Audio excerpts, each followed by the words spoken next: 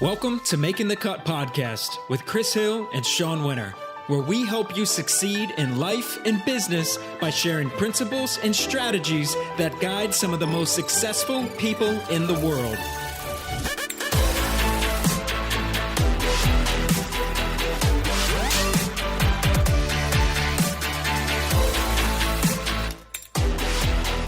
Welcome to episode 24 of Making the Cut podcast. I'm Chris Hill with my co-host, Sean Winter. Today on the podcast, we have Cheryl Clements, CEO and founder of PieShell, a crowdfunding site for food and beverage entrepreneurs.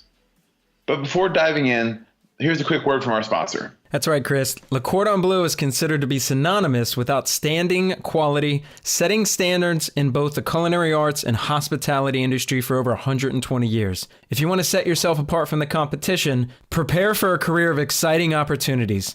Learn the very best of New World innovation and cuisine with the principles, techniques, and artistry of the French traditions. Apply at www.cordonbleu.edu. And with that, Chris, I'm excited to connect with Cheryl on the podcast. Her and I connected, I believe it was about a year and a half ago when I was starting Entrepreneurial Chef. I was looking for resources for the community and came across this new crowdfunding platform for food and beverage entrepreneurs. And I thought it was great. I reached out, connected with her and some members of her team, and have watched them grow steadily to where they are now. And what she's doing and what she's been able to do is pretty incredible. So I'm excited to hear some of her insights on not only growing the business, but insights on helping some of potentially our audience line up for crowdfunding. That's right, Sean. Yeah, I think Cheryl's a bit like yourself or myself, having been a bit of an entrepreneur herself, spending summers helping her mother as a kid running a pie making business, which was aptly named the PieShell, which is actually headquartered where all good startups begin, in the family's basement. It was from her mother that Cheryl learned what it takes to build a successful food operation. But more than that, she learned how communities can grow around the food that people share. A few years ago, when Cheryl thought of embarking on her own food venture, she saw a crucial need for a crowdfunding platform that addresses the unique challenges of food and beverage entrepreneurs, and that's where PieShell began. So I'm excited to learn more about their story and what they're actually up to now, which is some new products they have in the pipeline. So Sean, with that, where do you say we hop in? Absolutely. Let's do it. Hey there, Cheryl. Thank you so much for joining us. Could you give the audience a bit about your background and PieShell, what you guys are up to? Hey, Chris. So nice to join you. Yeah, I'm happy to. I'm Cheryl Clements, and I'm the founder and CEO of PieShell, which is an amazing new reward-based crowdfunding site that is food and beverage focused. So we help support and bring to market and help raise funding, anything that's in the food and beverage space. So I actually came from a long line of hardworking women. We get fancy titles today called entrepreneurs, but they were all in the food space. And my background is helping install the largest software package in the world from the business side. And so I bring that best practice, and that's what we put into PieShell. Nice. And so where did this idea essentially come from? What sparked it? Well, I like to say I was having an early midlife crisis. I had a girlfriend of mine who passed away in a really freaky accident. And when anything super good or bad happens, I'm a firm believer of, really taking a look at that and making sure that your life is going the way that you want. And so I had a very honest conversation with my husband, and I said, I love what I do, and I pride myself on being good at it, but I'm not really adding any value. And my mom, as I mentioned, had been in the food world for a long time, and she passed away about 10 years ago, but she had retired from owning a tea room, actually called the Courtyard Tea Room. And she had a house salad dressing, and I thought of producing it. It's a crazy idea, but I thought of making that. But I loved crowdfunding, and I thought, what an amazing way to help get that business started and, have the crowd help me raise some initial funds. And I went out to some of the really big sites that were there, and I did not feel like I would belong. They were very tech focused and design driven, and they didn't feel like they fit for food. And so I thought, well, I'll Google away and I'll find myself a food site. No, I came up really empty. And so that's when I realized that I could take my love for food and crowdfunding and actually build a site, because I just couldn't understand. It's, the Food Network and TV shows and celebrity chefs and farm to table and organic and sustainable. And yet there was no platform 100% for these companies. And so PieShell, as we say, was born. So that's how I got into it. Now, for those that aren't real familiar with crowdfunding, there's the bigger platforms that have been out there, and I know there's some startups as well. Can you give a brief overview of what it is and how it all works? Absolutely. There's some very different flavors to crowdfunding. The big ones that we think of when you think of the Indiegogo and Kickstarter, that's called reward-based crowdfunding. And what that stereotypically means is that you, for a small contribution, usually in the $25 to $50 range, you're actually pre-selling your product. And that's something that's a little bit difficult with food because, not too many people are lining up for the next jar of jam. And so that's where they had a little bit of a challenge. But that's what reward-based is. About a year and a half ago, there's a new platform that came out called equity crowdfunding here in the United States. And what that is for a little bit bigger contribution, but still relatively small, unaccredited investors, which means, mere mortals, like I am and many other people are, you can actually invest in a company and get equity in that company, which is an amazing opportunity for people. And so it's another way to sort of expand and grow your company.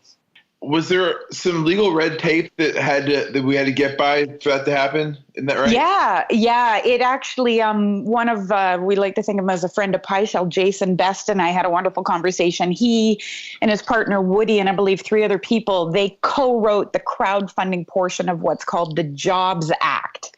And that is when it changed the rules, because as a result of the Great Depression, there had been rules in place that said that you had to be an accredited investor. And it came as a result of the Depression because they didn't want people putting every single penny they had into stock markets and going bankrupt. And no one had really challenged that in all those years. And so to be an accredited investor, you have to have $1 million in assets, not including your principal home, and or, over $200,000 of income. And that's not a lot of people. And yet a lot of people think, I know how to manage my money and I don't actually need you telling me.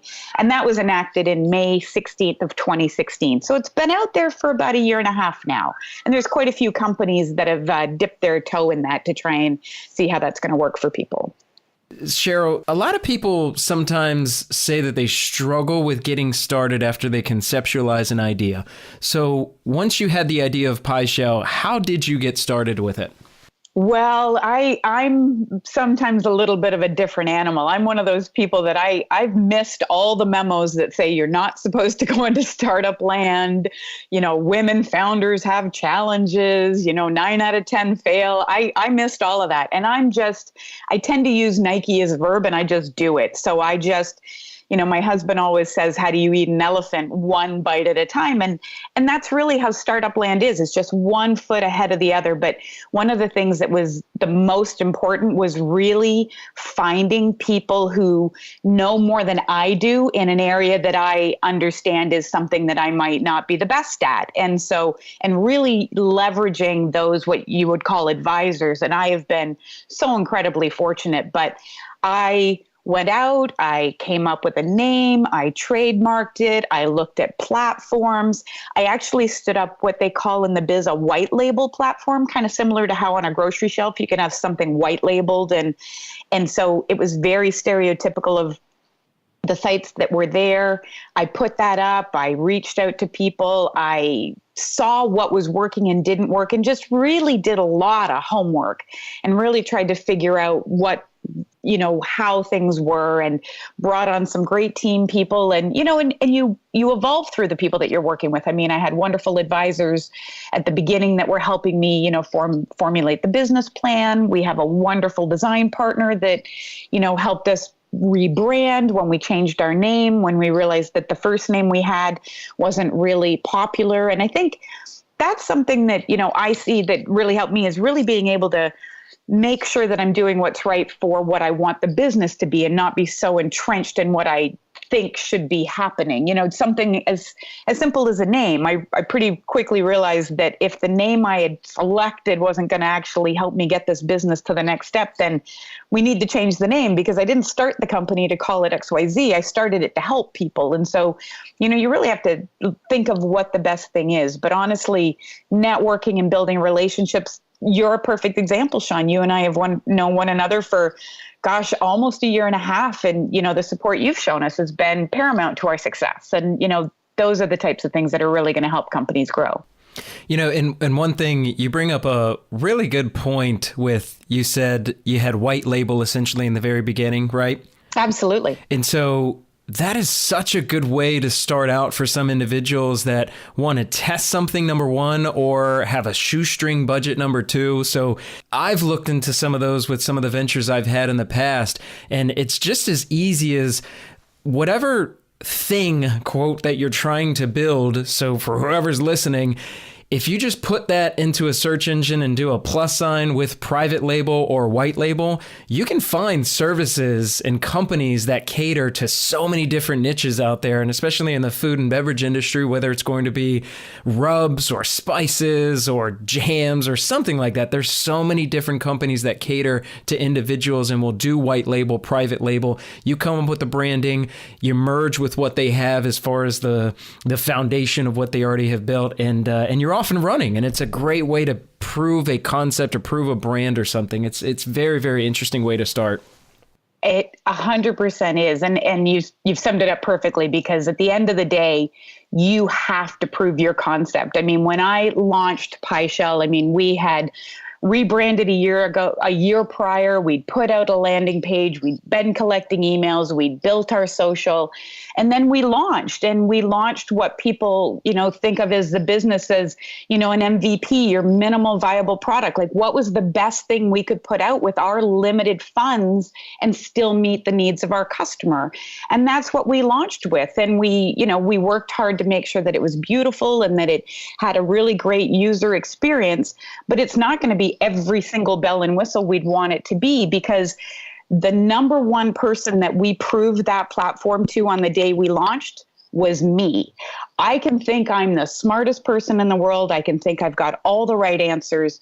But back from my installation of SAP days, there's no test like a go live. And your customer is the one that's going to dictate what you really need it to do. And so launching that and being really open to feedback and really hearing what our customers needed and what those project owners, benefited from, and growing those areas, that was the most critical thing that we could have done. And it was so fantastic. And you want to be careful. You don't want that analysis paralysis where you're so busy listening to so many different inputs that you don't actually get anything done, and it's a fine line. It's a fine line, and you just sometimes got to move it forward. Yeah. And I think also, as you say that, a lot of people will spend, massive amounts of time on certain parts of the project they're working on, and then realizing, oh, wow, my potential customer might not even want this thing down the road. So just getting started and then from there, listening to the customer and seeing what they want. For food entrepreneurs looking to get started with crowdfunding, what should they already have in place? I know that, 75% of crowdfunding campaigns fail to secure their goal. Maybe you could tie in those two ideas. Well, I'm just going to correct one little thing. 75% fail to reach their goal on other platforms. We're super proud that we have 100% success rate, and we are knocking it out of the park. We're so, so proud of our projects. The number one thing they need to do, one of the things we tell them all, is that there's no right time to start. We've got projects in the pipeline that are 40-year-old brands that are reinvigorating themselves. We've got projects in the pipeline that are at concept stage. So it's not that there's a right or wrong time to start, but the number one thing they need to do is to grow their own network.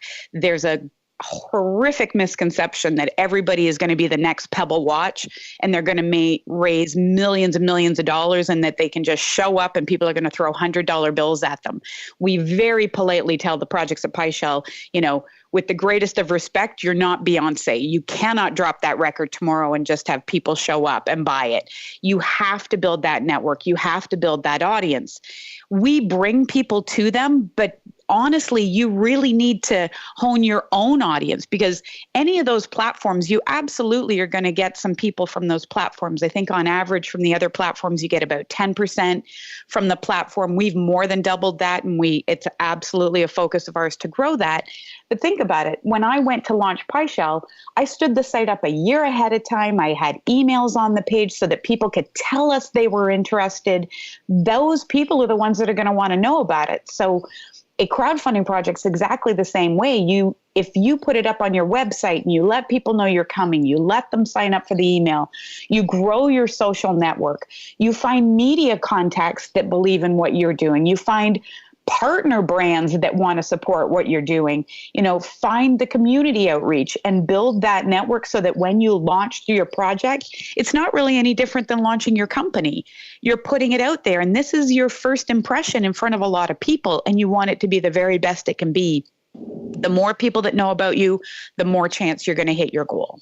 And now, what would you say, Cheryl, in terms of one of the hardest things that food entrepreneurs go through in relation to getting funding through a crowdfunding platform? I think the biggest challenge, if we talk to the true CPG food products, is that there's not as much, they're not as innovative as they maybe think they are. And so it's much more for food and beverage about who you are as an individual, what your story is, what you're trying to do, why you're trying to do it. The innovative products are going to fly.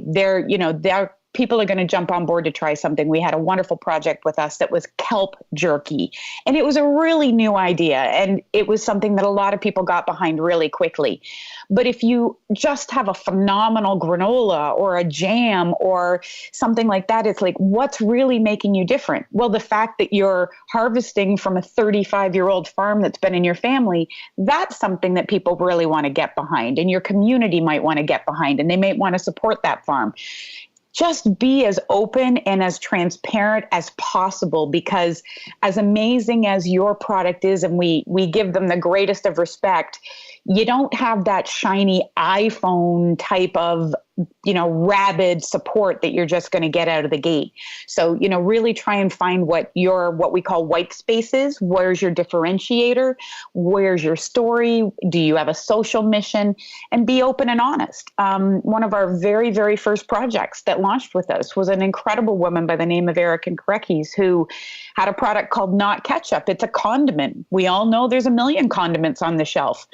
But she shared her story of finding out that she had type 2 diabetes. She wanted her product to be part of the solution and no longer part of the problem.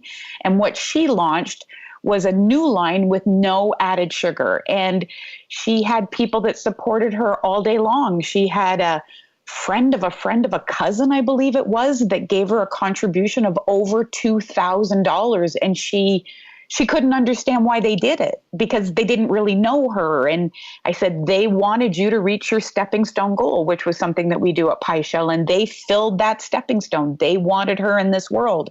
And those are the type of people that can support you if you are open to being honest with them and sharing your story.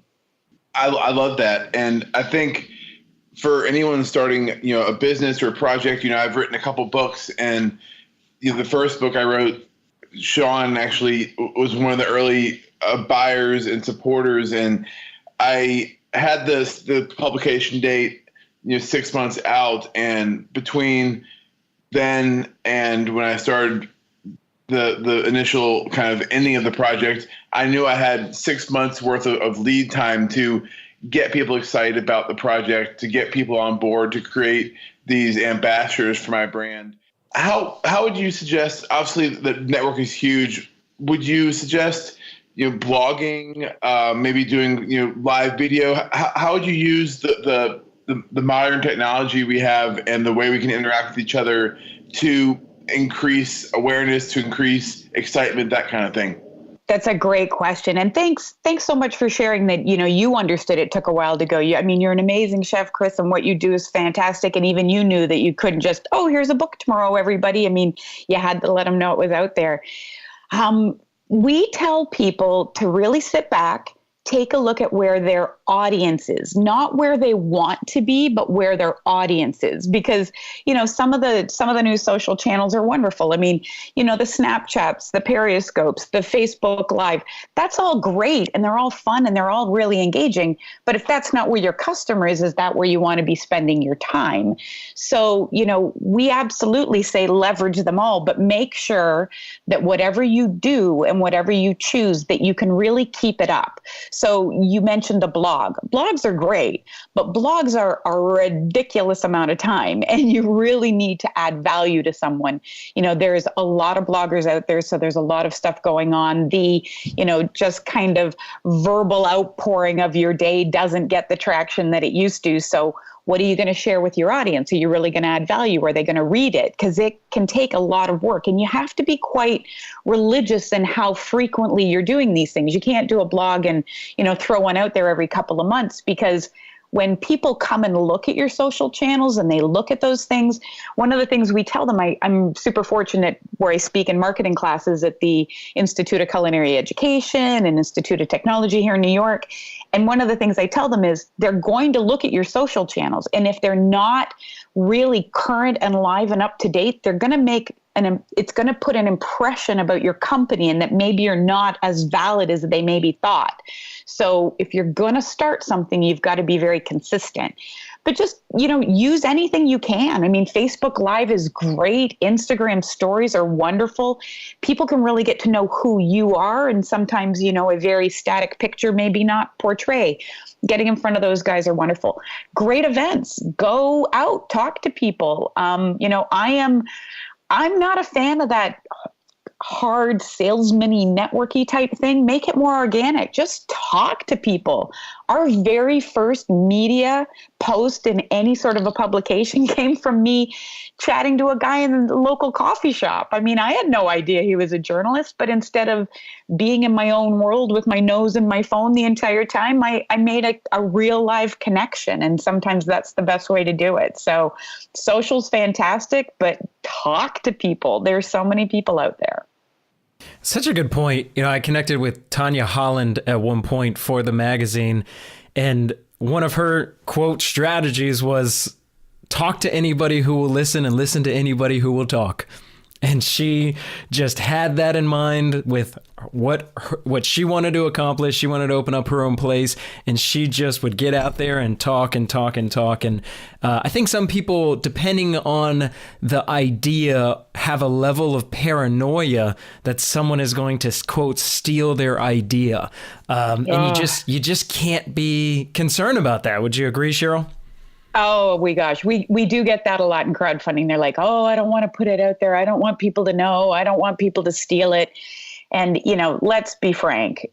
The chances that you have something, unless you're curing cancer, the chances that you have someone that someone else hasn't thought about, maybe even tried to do, you're going to be paralyzed. You're never going to move forward. You really just have to put it out there, because no one's going to do it with your passion and your love. And to be very candid, if you aren't the right one to do it, well, then if you don't put it out there to find that out, to really find what your true goal in life is going to be, maybe it's pivoting. Maybe it's starting one way and pivoting to another. I mean, Chris, did you start life thinking you wanted to be a chef? No. But you found that passion. If you had just, not shared that and not really gone down your path, I mean, I wouldn't have found PieShell if I just thought I knew all the answers to everything. Put it out there. Let people beat the crap out of it. That's going to make you a better entrepreneur. It's going to make your business stronger. And you might find something that's actually a better fit for you. Nope. You've got to be screaming it from the rooftops. Don't be shy. I love that. Now I gotta pause for a second. Chris, what did you want to be when you were younger? Earliest memory. Earliest memory was I'm a big sports guy, so I was an athlete. And then I realized I'm a white guy that can't jump that high, and my basketball skills aren't going to get me too far. What about you, Cheryl? Oh, I'm terrible. I was absolutely tortured. I never knew. I was horrific. I hated it. I had no idea what I wanted to do with my life. The best advice I did get, though, was from an optometrist, because I thought, oh, maybe I want to be an optometrist. It changed every day. But he said to me, don't think further than 5 years out. Never think of what do I want to do for the rest of my life. It's overwhelming. It's frightening. It's really crazy. He said, think, what do I want to do for the next 5 years? That was the best advice I got, because if I think 5 years ago to 5 years from now, my life has changed 100 times over. So I just look at, I want to do more tomorrow than I did today. Great advice. Great advice. I love that. I wish I would have had that advice back when I was 18 or 19 in college. I went to university. I had no idea what I wanted to do. I had no idea. And then the university and I decided I shouldn't stay there any longer. It wasn't working out. I started working. I went to school full-time at night. People told me you can't get your degree full-time at night. I looked at them and I said, watch me, because I am not going to school part-time for 8 years. I did a 4-year degree in 4 years. I got it done because but there's no right path. It's just whatever's right for you. And, a lot of us had a lot of bumps along the way, and they always say, it's never the journey. It's never where you're going. It's the journey on how you get there. I couldn't agree more. So I know that you guys haven't experienced any unsuccessful campaigns, but I'm sure you have an idea of what some of the key components are that make campaigns unsuccessful, or at least maybe common themes that might exist. Well, yeah, one of the models that we use at PieShell is that to get on the site, the very last thing they have to do to be public on the site is they have to pre-fund with a private URL 25% of that first stepping stone. And what that does is it really sets them up for success, because if they reach that goal, they have a 70% greater chance. So we've actually had 2 companies that didn't meet that goal. And it really did come down to the fact that they didn't have the network they thought they did. One of the companies was one that had an email following of 9,000 and a Facebook following of 18,000. And it just highlighted so clearly that sheer number and volume will never get you to your goal. It's true engagement. If you can have 1 million people following you, but if no one's actually paying attention to you, it's not really going to help you. So, we see that. We also see people that have a product that is not something that the audience wants. And that's actually one of the cool secrets of crowdfunding. It's a great way to raise money, but it's actually a much more efficient tool and a better tool to market yourself and really get proof of concept. And, we had a project on the platform that was really having challenges. We've actually had 2. We had one that was a packaged good that was really having challenges, that had received feedback from advisors and branding companies that, they suggested they were going a different way, and they didn't want to listen to that. They felt very strongly about what they were doing, and as a result, they had challenges. We had another guy on the platform who had an app, who had email list of 95,000 people. He already had an app in the App Store with 45,000 downloads, and he shared with us after his project that it was a real challenge, and he bluntly found out that people did not want to pay for this new app, which was going to have a subscription, an annual subscription. It was a phenomenal product, a nutrition app. The company's name is Edamom. He shared via blog with us that he found out people didn't want to buy it, like that the end customer didn't really want it. So he took that information, pivoted, and now he's a B2B play. So he's got absolutely all the same phenomenal technology he had. And he's the nutrition arm for CBS Chowhound, and he works for Epicurious, and he works for the New York Times now.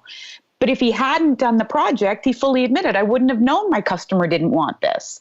So he used that knowledge and took it and really ran with it. And now he's knocking it out of the park. And so that's a really cool benefit. And so, we are actually really proud of the fact that people might, in the background, people you'd never know, might find out incredibly informative information about their projects that they need to know to help their company and help their business. And it might be a hard lesson, but it's a lesson they need to learn. And we'd rather they learn it with us than invest, hundreds of thousands of dollars into an idea that's not going to get there, because I think we've all heard the stats that 9 out of 10 or 8 out of 10 companies won't make it a year from now. And that's heartbreaking. And so anything we can do to help reduce that number of people that are unsuccessful, we're thrilled to be a part of it. I love the idea, too, of the 25% of meeting your goal kind of privately. It helps validate the product. But I think for those of us that have started products that haven't worked or companies that haven't worked, it also saves you a little bit of pride, too, I think. 100%. It's one of the things, because we've all gone on those crowdfunding sites, and we've seen those sites where there's this idea and you read it and you think, oh, that's great. And then you look and you see no one's contributed, not one person. Are you going to be the first one? Of course not, because you're instantly thinking, gosh, even their friends and family aren't supporting them. And it's one of the things we say to people. We said, look, no one's going to look at that and think that you sucked at crowdfunding. They're going to come up with the conclusion, erroneously, potentially so, that your business isn't valid. And that is a really hard genie to put back in the bottle. And crowdfunding is such a personal thing. I crowdfunded on GoFundMe to start PieShell. I asked for 10,000. I ground it out and I made 13,000. I was so incredibly, fortunate to have wonderful support. But it was the hardest money I ever made, the most personal money I ever raised, because every single dollar was someone saying, I believe in you. And every single dollar from friends and family that I thought would give me that didn't was a very personal, kick. And you've got to be ready for that. We tell people all the time, you've got to be ready for the emotional roller coaster of crowdfunding, because, when you reach out to friends and family and aunts and uncles and people that you think will have your back all day long, and you find out that they maybe don't, that it hurts. It hurts. And you got to be able to get up the next day and just keep pushing through. That one definitely would sting. It definitely would sting. Yeah, my Christmas card list got a little shorter. And now, changing gears, you mentioned something earlier, and that was the equity funding. And now you all are about to complete an equity funding campaign for PieShell. Can you talk a little bit about that in detail and the experience that you've had so far with it? We are running an equity crowdfunding project ourselves, because we are doing what in the space is called a seed raise, which is where we're looking to raise money to grow our company. We've got such wonderful growth coming, and we want to build out the platform and hire people. And so we are on SeedInvest. It's an equity crowdfunding site, one of the ones that are out there. And we have to give them a special shout out, because I'm a crowdfunding company, and we reached out to 3 other companies that absolutely supported what we were doing, but weren't comfortable with having a crowdfunding company on a crowdfunding site. And so that was a tough challenge. And SeedInvest bit the bullet, and they said, we love what you're doing, and we're happy to support you. So we put our project out there. It runs for about 60 days. The difference between equity and reward is that until you file your equity crowdfunding with the SEC, because now we're really playing with the big dogs, as they say, you have to make sure that you've got a wonderful attorney in place. We have an advisor who's an equity crowdfunding specialist, Robin Saws now. We're so lucky to have found Robin, and she's been a phenomenal help, and she helped us get ready so that we did everything properly and we're crossing T's and dotting I's. But you're not allowed to talk about it. So where reward-based, you need to be screaming it from the rafters for months ahead of time. You are not allowed to say a word, because if you actually discuss the fact that you're raising money publicly, it's called general solicitation, and it's, a bad thing to do. And I know a lot of people do it, but they're not supposed to be doing it. But with equity crowdfunding, once it's launched, then you can tell people that this is what you're doing, because you've publicly disclosed that you're doing a crowdfunding raise. Legally, you can raise $1,070,000. That's what the threshold is in 2017, and it can come from up to over 500, investors. They can be accredited investors that could invest up to $100,000, $200,000 with us, or it can be really small. We have raised to date over $175,000. We have $110,000 of that in what's called offline. And so that's not actually showing on the site currently, but just on the site as it sits right now, we've raised over I think it's over 67,000. We actually have a $2,500 investment that there's just a couple follow-up steps that are coming through. And that's from people that have contributed $500 to $1,000 to $2,000. I mean, it's from really small investments, and they are now owners in PieShell. It is the coolest thing. They have put their money in, and it's not like it's just this free gift. They are going to have a piece of PieShell, and when we convert, they'll be able to have equity. So when you think back to the people that, got a little bit of Apple way back at the beginning and now are, thrilled to be a part of it, that's what we're going to be able to do for those guys as we get, really big and strong and grow our company, whether we ever get acquired or we exit, when it converts, those people are going to be able to be a big part of that. And beyond just owning part of the company, because of how our company works and the fact that we help other companies come to life, they're really going to play a huge part in the food and beverage space and really making a difference in what people want out there. I think a lot of people in the United States are familiar with that Bernie Sanders and everybody contributed $27 kind of logic. But the whole point is they can make a huge difference in the space. And we're just so incredibly humbled. I get an alert. I'm a little bit of a tech nerd. So every time I get an email from SeedInvest, I have it update my Slack. And so I get these constant alerts of you have a new investor and you have a new investor. And every single one I'm so incredibly proud to bring into the PieShell family. And it's a lot of fun. That's very cool. Do you, as people are investing, do you have a say over, do you have to validate them or accept their funding? I guess what I'm getting at is maybe there's certain people out there that you know from prior experience of working with them that, oh, I'm not sure that I want this person affiliated with my company. I know they're not going to probably have any voting rights, but how does that kind of come into play? I do not actually. The platform vets them to make sure that, all of the information they've provided is correct and that they are truly someone that financially can, go forward with the investment, depending on the level. With SeedInvest, anything over what's called anything over $20,000, they're going to do what is known as a Regulation D offering. Anything less than that, they're coming in on what's called a crowd note, which is a Reg CF. And they come in on a note that is very term, with our valuations and all things like that. But no, to be very candid, I do not know who's investing until I ask. And so that's something that, when I get an investment, I actually have to say, who was that from? Then I can, if I happen to know who it was, then I can reach out and thank them. But most of the people that have invested, I actually haven't known them. But no, you don't get a say.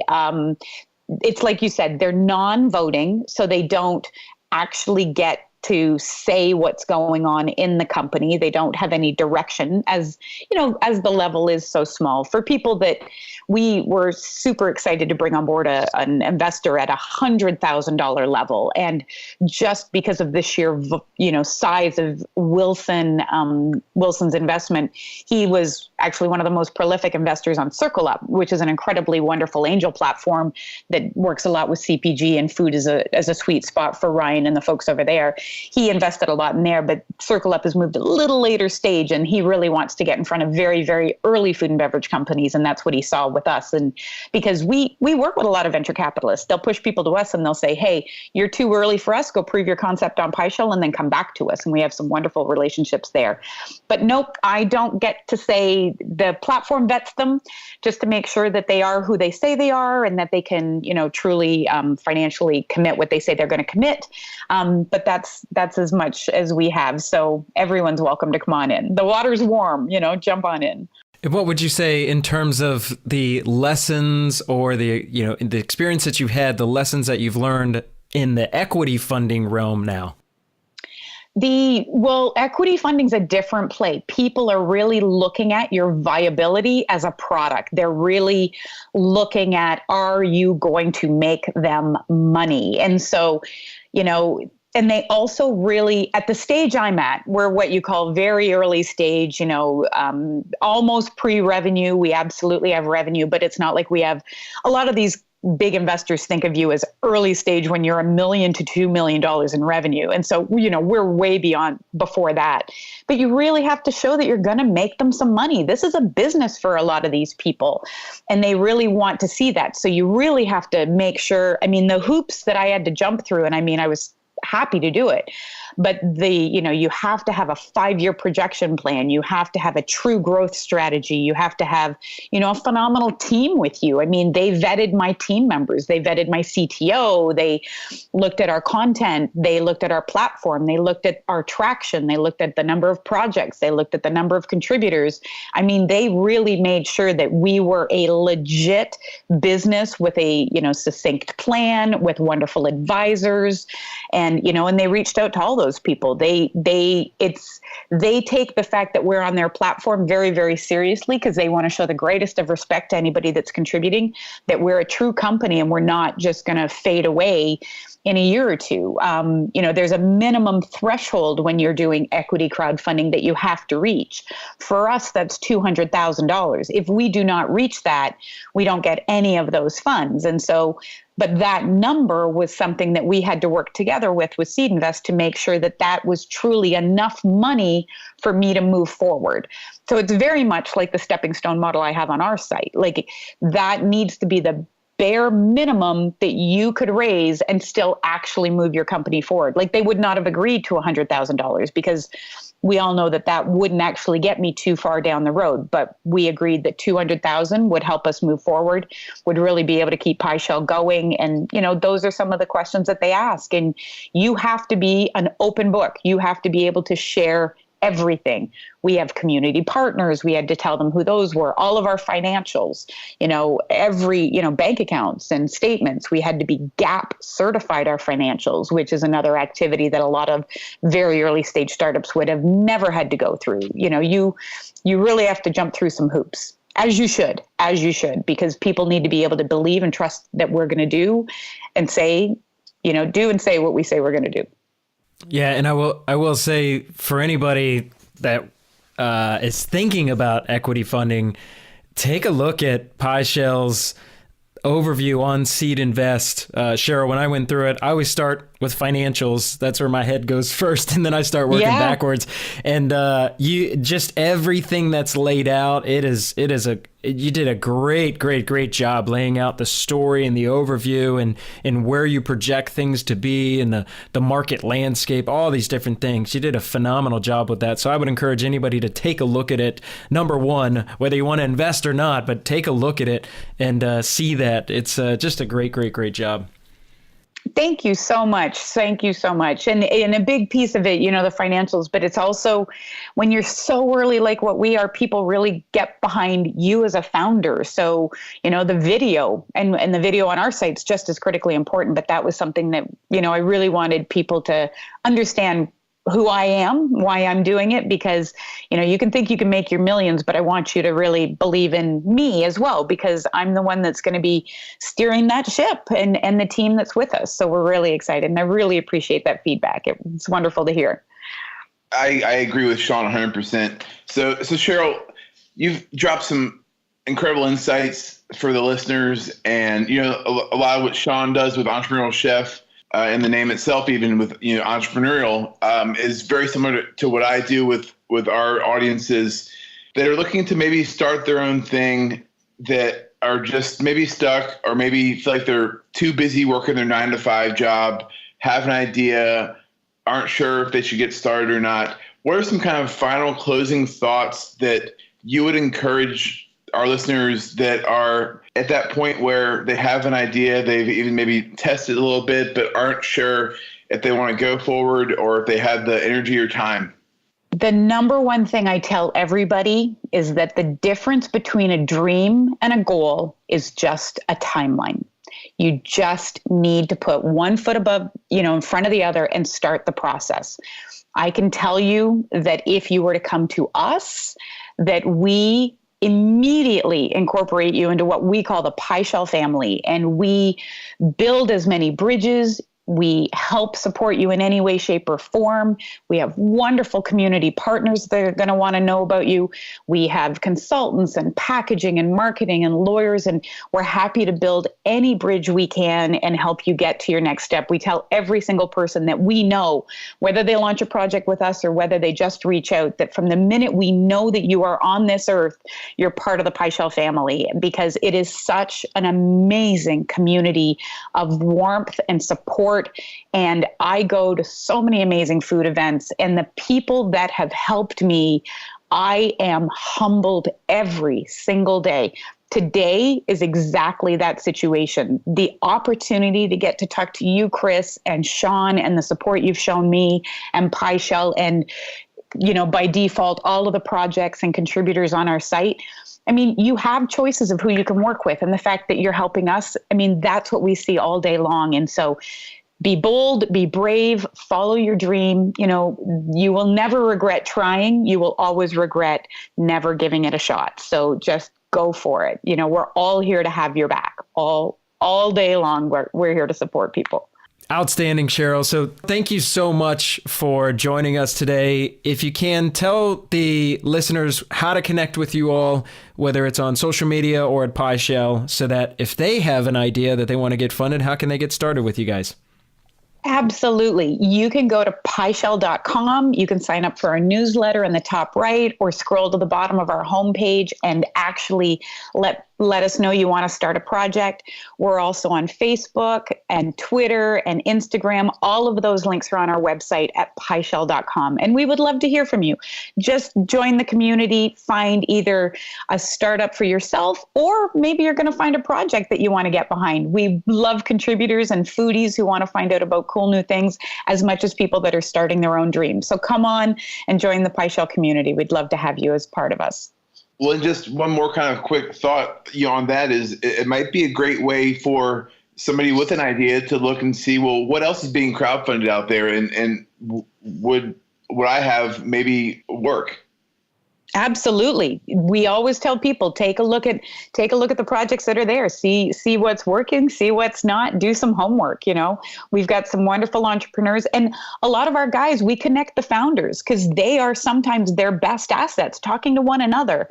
You know, a company that's 1 minute ahead of you can provide insight to you. So we're happy to make those relationships and connections. We've got a lot of people in that boat, and we've got a lot of wonderful founders that are happy to share their experiences. So come on in, the water's warm. We'd love to have you. Awesome. Well, thank you so much, Cheryl, for joining us. Thanks so much, Chris and Sean. This was such a pleasure, and it's so great to get the opportunity to talk to you guys. Thanks for having me on the show. So that was our conversation with Cheryl Clements. Sean, that was fascinating for me. As an entrepreneur yourself, what did you find valuable? I'll tell you, Chris, she had a lot of good points that resonated with me. I think the one thing that her and I started talking about after she mentioned it was private label and white label. I think that was something that really stood out to me. And it's something that's, I think, very underappreciated in the sense that it's a way for someone to start out, to test a concept, to test a brand, to already begin with a jumping off point instead of something from just complete scratch. And there's just so many different companies that offer white label services, private label services to food and beverage, to any industry that's out there. So I think that's something that, as I said, underappreciated, and something that I think was very powerful. The other thing, Chris, that I liked is when she got advice from, I think it was a professor or something early on, about not looking at your life as a whole, but looking at the next 5 years. I think an exercise like that helps a lot of people to be able to move forward with something and not feel overwhelmed. It's something that I have done in my past, where I take a snapshot in time and just kind of focus on that snapshot in time instead of becoming overwhelmed. So I think that was something that was very powerful as well. What about you, Chris? Definitely a lot of good takeaways, Sean. For me, one of the things that really resonated was using your network. I made the illusion that, for me, writing, making the cut, I knew that I had a 6-month time frame where I needed to get some interest. And she talked a little bit about that idea and how you really need to be able to use the resources that you have to go from here's my idea to here's my funded campaign. And I think really using your network is one of the best ways to do that. And then just on top of that, I love how, which I didn't even know, their platform, they privately fund the first 25% to show that, okay, this is actually a viable product and that they have people that are interested. And then it goes public where people don't see a campaign at $0, but they already see that it's got a little bit of traction behind them. So I love that. I think it's a brilliant move. And I think it also alleviates a little bit of that, like I mentioned in our conversation, a little bit of the pride factor. So I'm interested and excited to see how the crowdfunding of sorts for them goes over on SeedInvest. So definitely go check that out, see what they're up to at PieShell.com and pretty much PieShell everywhere on social media. So with that, we're going to sign off. But before so, here's a quote that Cheryl used during our conversation, which is, "The difference between a dream and a goal is just a timeline." We'll see you next time.